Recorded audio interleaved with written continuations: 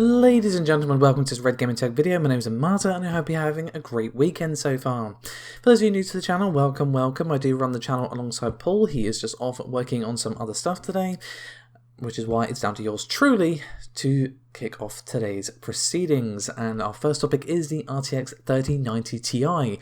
Now obviously Nvidia did officially unveil this top-end GPU some time ago, but have been mysteriously silent on it since then.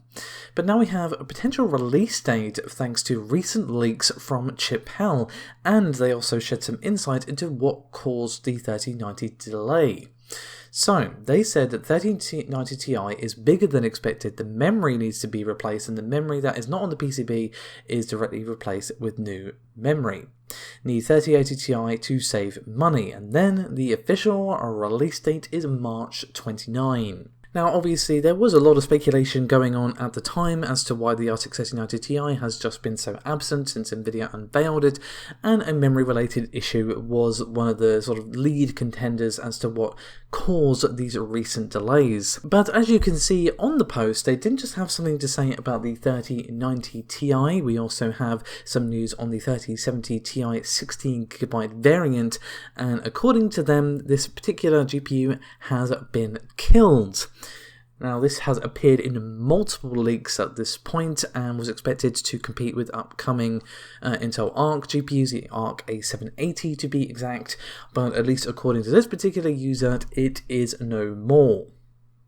Now obviously do take these rumours with the usual pinch of salt TM, because, well, this isn't from the mouth of Nvidia, but the 3090 Ti, again, as I've already said, it does make sense because this was one of the reasons that people speculated that we have just not heard anything from Nvidia regarding 3090 Ti ever since they unveiled it back in early January. But with all that said, let's move on to AMD as we have some news for Threadripper 5000, which as I'm sure you know, has been mysteriously absent from AMD's lineup for quite some time. But now no longer, as the company, that being AMD of course, has briefed the press on the upcoming Threadripper Pro 5000 series. Now, I can already hear those questions typing away on those keyboards. Unfortunately, at the moment, there is no sign of a non-Pro variant for this series.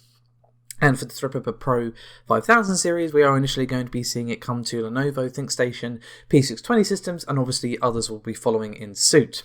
However, we do have a full leak of the SKUs and specs thanks to a very helpful image shared by videocards.com, so you can of course find their article linked in the description below this video. So, let's go through the stack, shall we, and examine the specs that we see here. Starting from the top, obviously, the leader of this particular stack is the 5995WX, 64 cores and 128 threads. Now, interestingly, while we do see differing base clocks, all of the SKUs seem to have the same boost clock, that being 4.5 GHz. So, obviously keep that in mind as I go throughout the specs here. But regardless, that in mind, 64 cores, 128 threads, once again 2.7 GHz, and then the SKU below that, the 5975WX, 32 cores, 64 threads, and according to video cards, we are going to be seeing a base clock here of 3.6 GHz. And then the 5965WX is a 24 core, 48 thread part, which will have a 3.8 GHz base clock. And then for the bottom two, we see a 16 core 32 thread part with 4 GHz flat base clock, and then finally the 1224 setup with the 5945WX, and it is once again 4.1 base to that 4.5 boost. Now, if you're raising your finger going, hold on, isn't there something missing from this particular stack? And yes, there are no 48 core parts in this series, but we do again see 64, 32, 24, 16 and 12. Now obviously another thing that you've undoubtedly noticed as consistent across the stack here is that TDP of 280 watts, which is what we saw with the Threadripper 3000 series, excuse me. Unfortunately, there are no details on the motherboards that will be supported by these at present. I would imagine if AMD follows suit with what they've done in the past, that we would see existing Threadripper motherboards like WRX80 for example support these after an update, but that is pure speculation. But still, It is nice to finally get some concrete specifications on the Threadripper 5000. Although it is Threadripper Pro, I'll still take it because, Threadripper was interesting. Intel just didn't seem to have any answer to these HGTD processors, and by the way, that is really hard to say. And a lot of people were obviously kind of wondering where it was. Obviously, it's not really something for gamers, really. It's more for people who like to do, your 3D modeling, rendering, that sort of thing. But still, it has been definitely missing from AMD's processor stack for some time. So I'm pleased to see that AMD is finally giving us the skinny on what's happening here. So speaking of AMD, we actually have yet more upcoming processors for the Ryzen 5000 lineup, if recent leaks are to be believed. Now, as usual, the usual pinch of salt TM is definitely required for this one. But it has been rumoured for some time now that we would be seeing new mid-range Ryzen 5000 processors being added to the lineup, basically as an answer to what Intel is doing with their Alder Lake i5 chips. Now, if you haven't seen our Intel 12400 review, I would highly recommend you go check it out because that processor is a bit of a beast, and that seems to be the general reception of that Alder Lake is pretty damn strong, especially in the mid-range, and just offers some pretty competitive performance, which obviously is good. I've said this a billion times, and so has Paul, that competition is better for us as consumers because it means that no one's getting lazy on their laurels.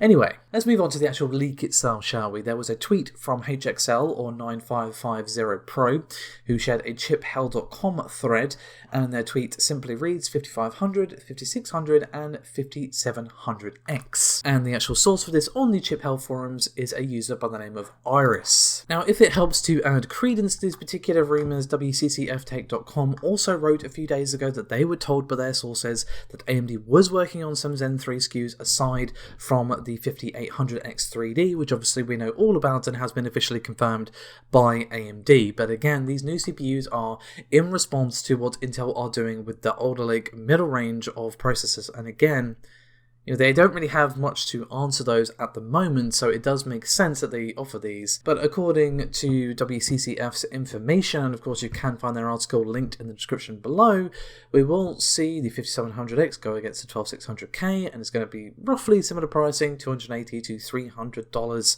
and then obviously we will see the 5600 and 5500 go against the 12400 and 12100 SKUs respectively, again targeting similar price points to offer that competition to Intel in the middle range space, because I've said this a billion times, I'll probably say a billion more, that as much as the flagships are really exciting and interesting and all of that, the middle range is what a lot of people actually are interested in because they're more affordable. Not everyone can afford to drop, $800 or whatever on a new processor. So obviously, the fact that AMD are being pressured by Intel here is good because, again, they're going to be offering allegedly cheaper Ryzen 5000s, at similar pricing to Alder Lake to compete with them, which they wouldn't be doing if Alder Lake was, a bit of a dud. As for when we can expect these processors to launch, allegedly the rumour mill is saying at the moment it is going to be later on this month, which of course is March. How it's March already?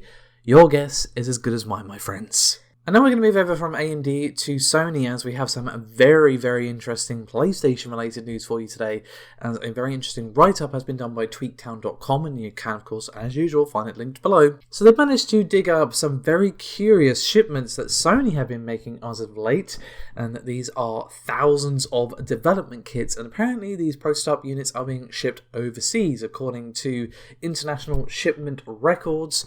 Sony Interactive Entertainment Europe shipped £15,000 of video game consoles prototypes from the London headquarters over to Norfolk, Virginia last year in November. And in case you're wondering, okay, this might just be like a bunch of like PlayStation mouse pads for all I know, and obviously that's being a bit facetious, but you get my point. However, the ledger lists the code as HS #981700, which according to TweetTown's findings is typically assigned to home video game related products.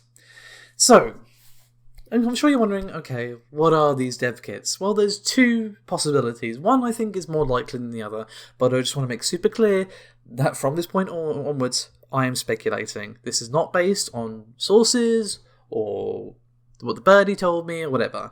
Pure unadulterated speculation, so get that salt TM ready.